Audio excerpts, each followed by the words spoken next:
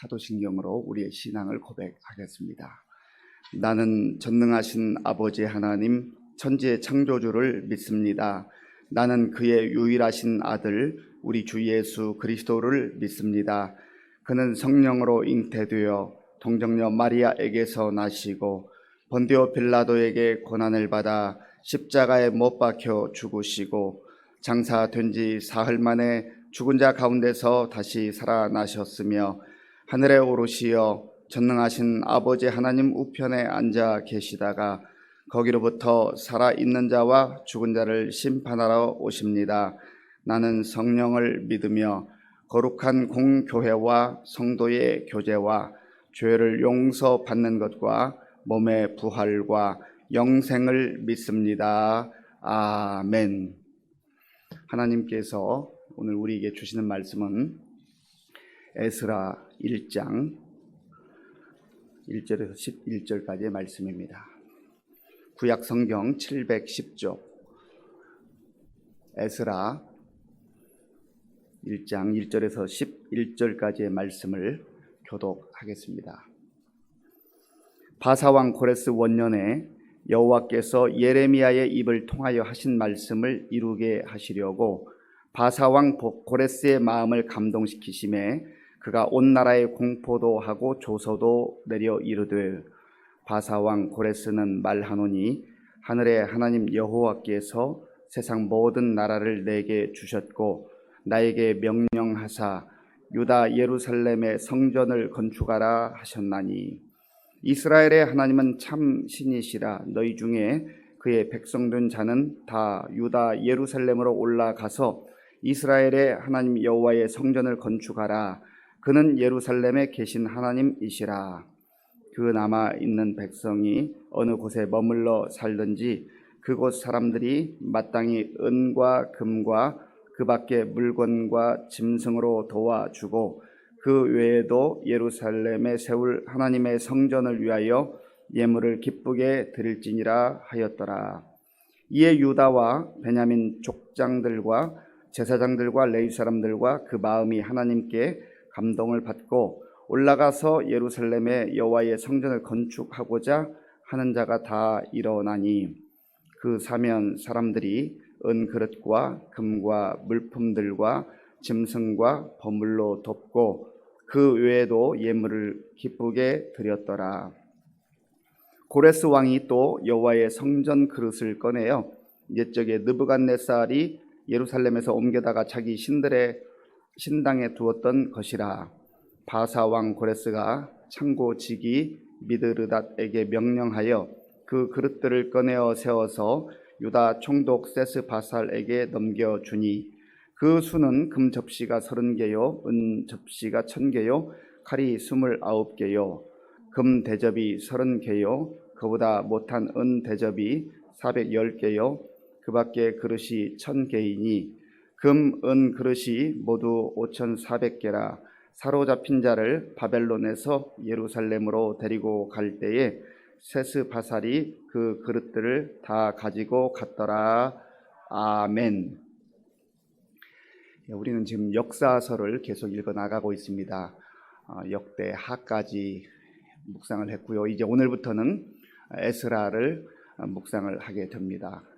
에스라, 느헤미야, 에스더까지 이제 12권의 역사서를 우리가 읽고 묵상을 합니다. 그런데 오늘부터 시작되는 에스라, 느헤미야, 에스더는 이제 이스라엘 백성들의 그 나라가 멸망당하고 바벨론 지역 그리고 그 이후에는 또 페르시아라고 하는 나라로 바뀌게 되죠. 성경에는 바사라고 나와 있습니다.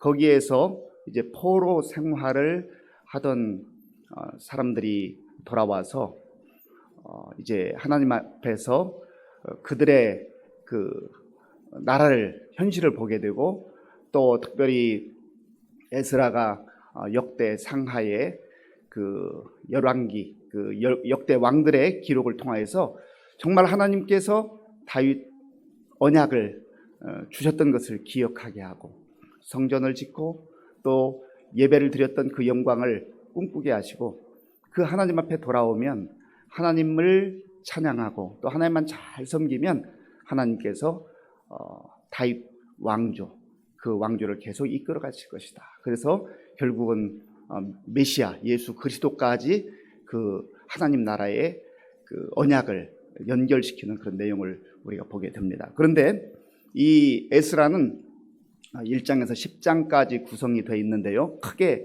두 부분으로 나누어서 우리가 살펴볼 수가 있습니다. 1장부터 6장까지는 이제 그 바벨론 지역에 포로로 끌려갔던 사람들이 고레스 왕의 그 칙령에 따라서 다시 고국으로 돌아오는 그러한 내용, 그리고 고국에 돌아와서 무너진 성전을 재건하는 그런 모습이 6장까지 나와 있습니다. 그리고 7장부터 10장까지는 에스라가 이제 포로 교환에서 두 번째 그 포로 귀국단에 포함돼서 돌아오면서 이제 말씀 운동을 일으키고 영적으로 하나님 앞에서 어떻게 살아가야 될 것인가, 또 예배 운동을 일으키고, 그래서 실질적으로 이제 세워진 성전, 재건된 성전 안에서 하나님 앞에 온전히 살아가야 되는 그런 영적 부흥 운동, 말씀 운동을 일으키는 것을 보게 됩니다. 그런 의미에서 이제 이 에스라 10장까지 된 말씀을 묵상해 나가면서 외형적으로 보이는 무너진 성전을 잘 건축하고 다시금 재건하고, 그리고 그 건물만 세우는데 목적이 있는 것 아니잖아요. 정말 중요한 목적은 바로 그 세워진 성전을 통해서 하나님께 예배드리고 또 하나님의 말씀을 붙들고 그 삶이 새로워지고, 실제적으로 무너졌던 그 마음, 무너졌던 신앙, 이것이 진정으로 회복됨으로 말미암아 하나님께 영광 돌리는 그러한 백성으로 다시금 서게 되는 그러한 내용들을 우리가 크게 두 부분으로 나누어 생각해 볼 수 있습니다. 먼저 오늘 본문 1절을 같이 읽어보겠습니다. 1절입니다. 바사왕 고레스 원년에 여호와께서 예레미야의 입을 통하여 하신 말씀을 이루게 하시려고 바사왕 고레스의 마음을 감동시키심에 그가 온 나라에 공포도 하고 조서도 내려 이르되 아멘. BC 722년에 북쪽 이스라엘은 아수르에게 망했고 BC 586년에 남유다는 바벨론에게 멸망을 당했습니다. 하나님께 선택받았고 또 하나님의 사랑을 받고 하나님의 약속의 말씀을 받았던 이 나라가 다 망하게 됐습니다.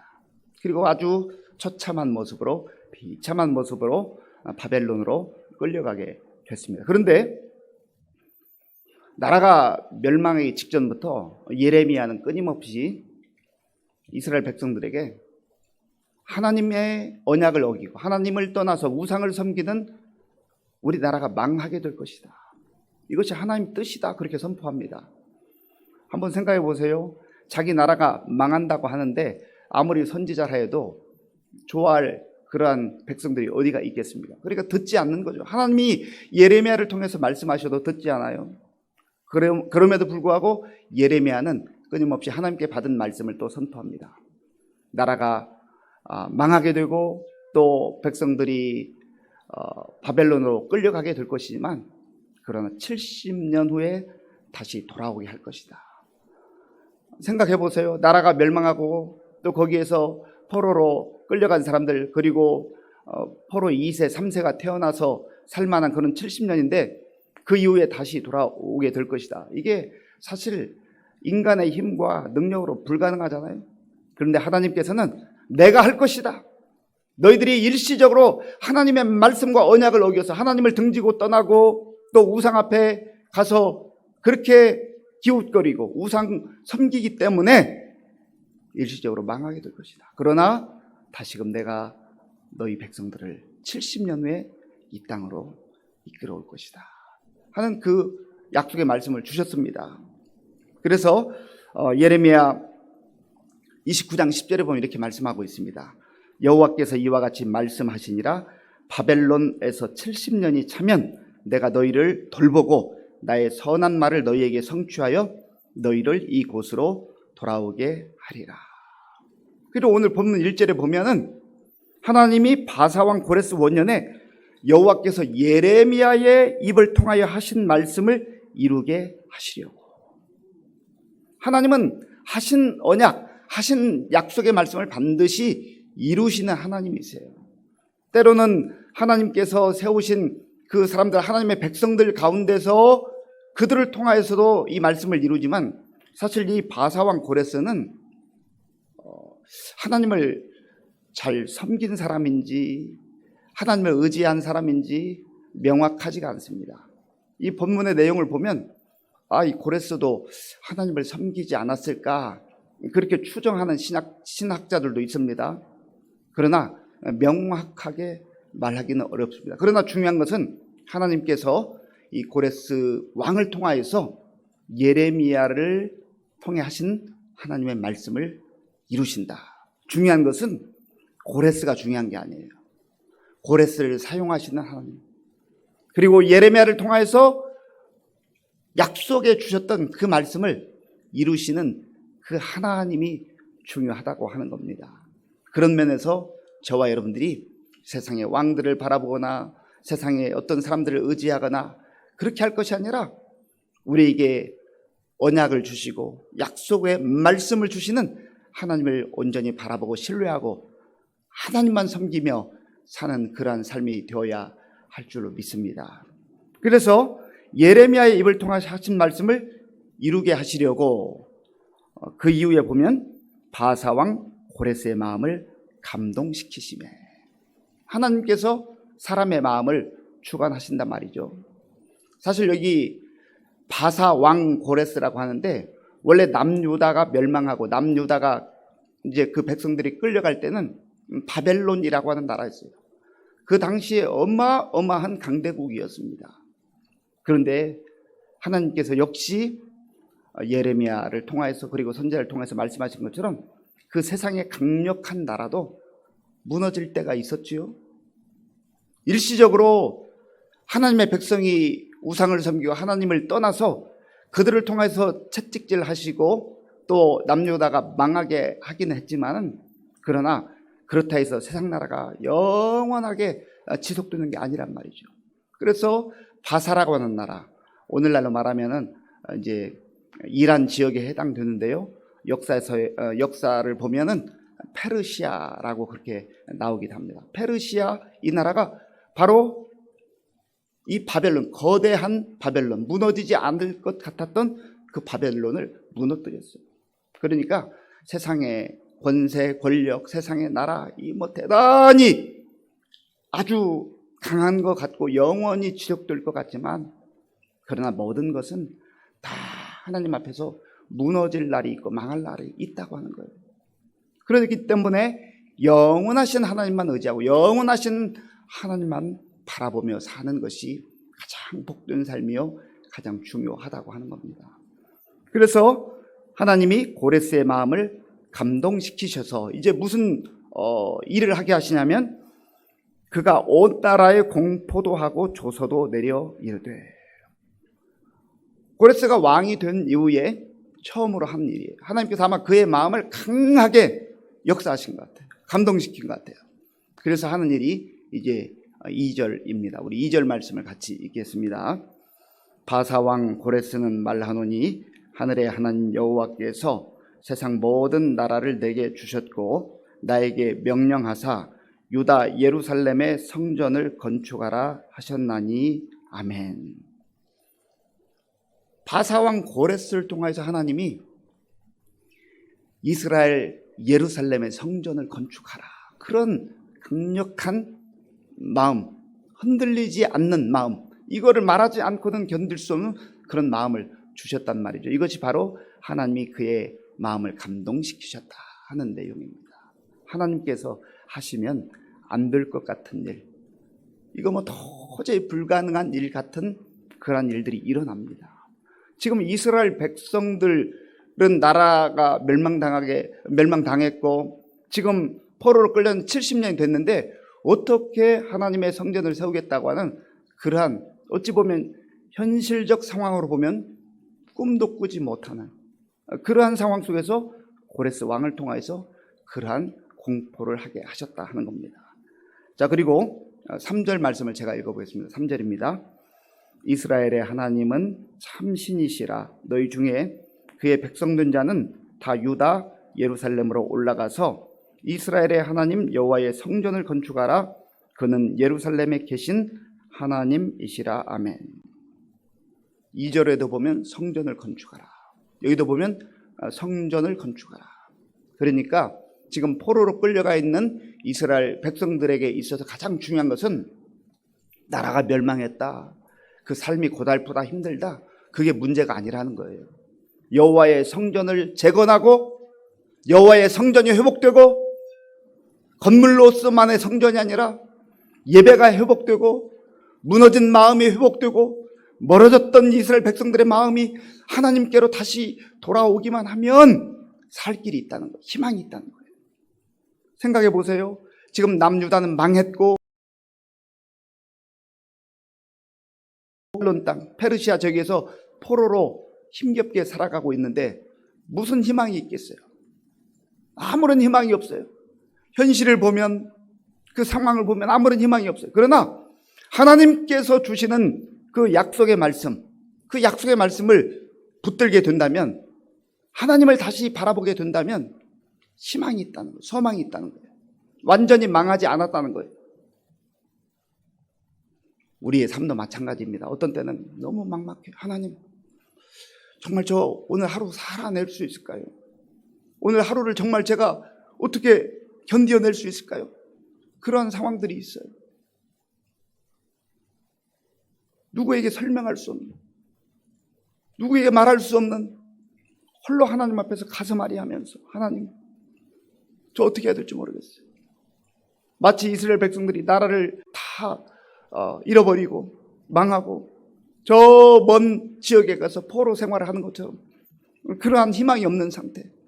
그러나 현실을 보면, 상황을 보면 앞이 캄캄하고 아무것도 보이지 않지만, 그때 다시금 우리를 향하여서 언약의 말씀을 주시고 말씀을 생각나게 하시고 사랑의 손길을 내밀어 주시는 그 하나님을, 그 손길을 붙들 때에 우리에게는 새로운 소망이, 희망이 생기는 줄로 믿습니다. 이것이 바로 지금 절망 가운데 처해 있던 이스라엘 백성들에게 베풀어 주시는 하나님의 은혜입니다. 자, 그래서 이제 고레스 왕을 통하여서 이 조서를 공포하고 이스라엘 백성들로 하여금, 그 포로 생활을 하던 사람들로 하여금 예루살렘으로 돌아가게 합니다. 그런데 그냥 빈손으로 돌아가게 하지 않아요. 우리 하나님 좋으신 하나님이잖아요. 그래서 그들에게 또 필요한 것들을 허락해 주십니다. 자, 4절 말씀, 우리 4절을 같이 읽겠습니다. 그 남아있는 백성이 어느 곳에 머물러 살든지 그곳 사람들이 마땅히 은과 금과 그 밖에 물건과 짐승으로 도와주고 그 외에도 예루살렘에 세울 하나님의 성전을 위하여 예물을 기쁘게 드릴지니라 하였더라. 아멘. 자기들의 힘으로 이것을 얻을 수가 없어요. 금도 은도 살아갈 어떤 물질도 스스로 취할 수가 없어요. 그런데 하나님께서 고레스 왕을 통하여서 선포하게 하실 때 도와주는 손길들이 생기게 되고 또 빈손 들지 아니하고 그들에게 필요한 것들을 하나님께서 선물로 허락하여 주셔서, 은혜로 허락하여 주셔서 그것 들고 이제 고국으로 돌아와서 성전을 재건하는 그런 역사를 이룹니다. 자, 5절 말씀, 그러면 실제적으로 어떻게 됐는가, 5절 말씀을 같이 읽어보겠습니다. 이에 유다와 베냐민 족장들과 제사장들과 레위 사람들과 그 마음이 하나님께 감동을 받고 올라가서 예루살렘에 여호와의 성전을 건축하고자 하는 자가 다 일어나니 아멘. 마음은 있어도 그동안 정들었던 제2의 고향과 같은 그 땅, 그리고 사실은요 거기에서 오랜 세월 또 지냈기 때문에 그 터전을 다 정리하고 고국으로 돌아간다고 하는 게 마음은 좋을지 모르지만 실제 생활 속에서 쉽지 않습니다. 이사한다는 거 어렵잖아요. 우리나라에서 우리나라 어느 지역으로 이사하는 것도 참 힘들고 어려운 일인데, 지금 이 바벨론 지역, 페르시아 지역에서 자기들이 그동안 다 구축했던 그 모든 것들을 다 정리하고 저 머나먼 땅 고국을 향해서 나아가고자 하는 마음은 있겠지만은 실질적으로 하나님의 약속의 말씀에 따라서 그렇게 순종하는 것은 결코 쉬운 일만은 아니라는 거예요. 그렇잖아요. 그래서 우리가 하나님의 말씀에 따라 살아갈 때 그 현실, 현실이 그래서 내가 마음은 순종하고 싶고 마음은 하나님 뜻대로 살고 싶은데 지금 상황 때문에, 현실 때문에 어쩔 수가 없어. 여기 앉아 있어야지. 그럴 때가 많이 있다는 거예요. 그러나 분명한 것은 그 상황보다, 내가 처한 여건보다 하나님이 말씀하시는 그 말씀의 내용이 무엇인가. 그러면 그 모든 것들을 하나님의 말씀에 따라서 쉽지 않지만, 어렵지만, 장애물들이 있지만 포기할 것 포기하고 다시금 일어나서 하나님의 말씀에 순종하는 그 삶이 하나님이 기뻐하는 삶이요, 바로 하나님의 자녀된 삶이다 하는 것입니다. 사랑하는 성도 여러분, 하나님께서는 사람들만 보내지 않았어요. 이들에게 은금 또 필요한 물품들을 다 얻게 하시고 그것들을 가지고 가게 하셨어요. 그리고 이제 6절, 7절 이후에 보면은요, 바벨론 왕 느부갓네살이 남유다를 침공해서 다 이제 나라를 멸망시키고 사람들을 포로로 잡아가고 또 성전에 있던 그 그릇들, 하나님 앞에 예배드릴 때 사용했던 그 그릇들을 다 취해갔는데 고레스 왕이 그것도 다 다시금 가지고 가라. 그래서 거기 세스바살에게, 유다 총독으로 가는 세스바살에게 그 모든 그릇들까지 다 들려서 예루살렘으로 보내는 그러한 모습이 기록되어 있습니다. 그래서 하나님은요, 하나님의 때가 되면 회복시켜 주셔요.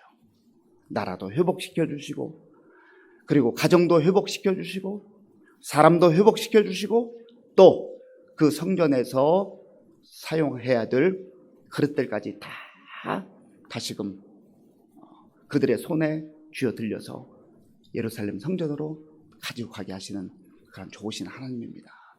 역사는 세상의 왕들이 강대국이 꼭 끌어가는 거 아니에요. 겉으로 볼 때는 그런 것 같아요.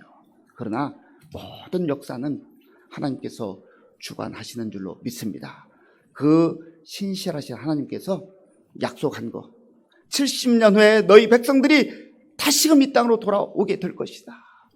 하나님의 약속을 하나님의 때에 이루시는 것처럼 오늘 우리에게 주신 약속의 말씀을 붙들고 살아갈 때 앞이 캄캄하고 앞이 보이지 않는 것 같아도 하나님 말씀 붙들고 묵묵히 순종하고 나아가게 하면 하나님께서 우리의 삶도, 우리의 가정도, 우리의 교회도 하나님의 약속대로 인도해 주실 줄로 믿습니다.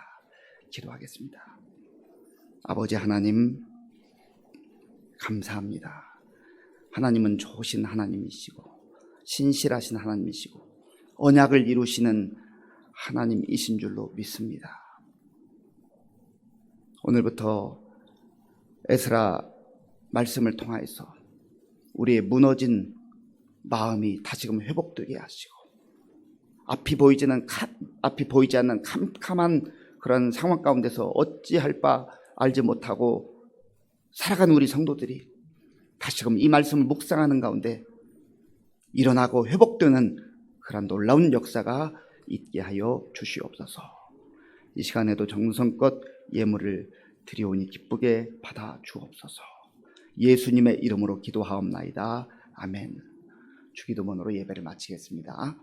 하늘에 계신 우리 아버지, 아버지의 이름을 거룩하게 하시며 아버지의 나라가 오게 하시며 아버지의 뜻이 하늘에서와 같이 땅에서도 이루어지게 하소서. 오늘 우리에게 일용할 양식을 주시고 우리가 우리에게 잘못한 사람을 용서하여 준 것 같이 우리 죄를 용서하여 주시고 우리를 시험에 빠지지 않게 하시고 악에서 구하소서. 나라와 권능과 영광이 영원히 아버지의 것입니다. 아멘. 오늘 우리에게 주신 말씀을 생각하면서 기도할 때에 하나님은 신실하신 하나님, 약속을 반드시 하나님의 때에 이루시는 하나님, 무너진 것 같지만 회복시켜 주시는 하나님인 것을 알고 우리가 약속의 말씀 붙들고 우리도 주저앉아 있지 말고 포기하지 말고 일어나서 주님과 함께 나아갈 수 있도록 기도하시고요. 또 나라와 민족을 위해서 기도하시고 또 코로나19 상황 속에서도 우리 교회가 성도들이 예배를 소홀히 아니하고 무너진 마음들, 우리 무너진 신앙 다시금 회복하는 역사가 일어날 수 있도록 기도해 주시고요. 또 우리 교회 어르신들, 또 우리 청년들, 다음 세대 어린아이들에게까지 위해서 기도해 주시고 지난 주일 2부 예배 중에 이제 광고한 대로 항존직 선거가 이제 4월 25일 주일부터 3주에 걸쳐서 있을 예정입니다. 지금 세상에서도 선거한다고 여러 뉴스들이 나오는데요. 교회 선거는 세상 선거와 다릅니다. 세상 선거는요, 내가 하겠다고 막 나서잖아요. 그러나 교회 일꾼들은 내가 나서는 게 아니에요. 하나님의 은혜로 하나님의 뜻 가운데 하나님이 세우시는 사람들이 그렇게 쓰임받는 거예요.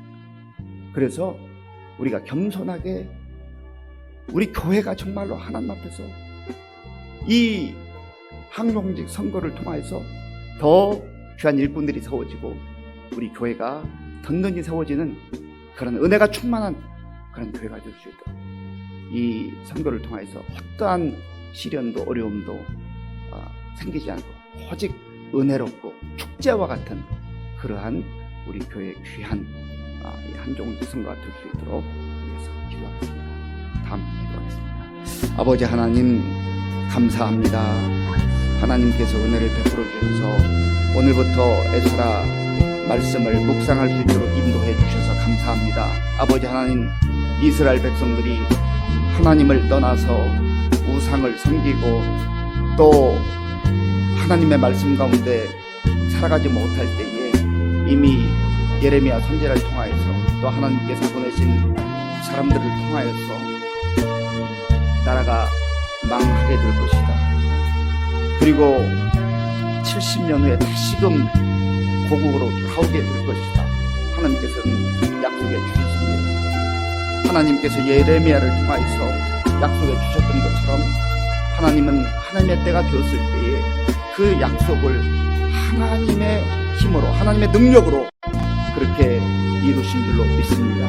아버지 하나님, 우리도 이 땅을 살아가면서 정말 눈앞이 캄캄하고 무엇을 어떻게 해야 될지 알지 못하는 상황 가운데 있을 때에 신실하신 하나님, 우리에게 약속의 말씀을 주시는 하나님, 또 친히 그 약속을 이루어 가시는 그 하나님을 바라보며 하나님을 의지하며 말씀에 의거해서 순종하며 사는 우리 모두가 되게 하여 주시옵소서. 아버지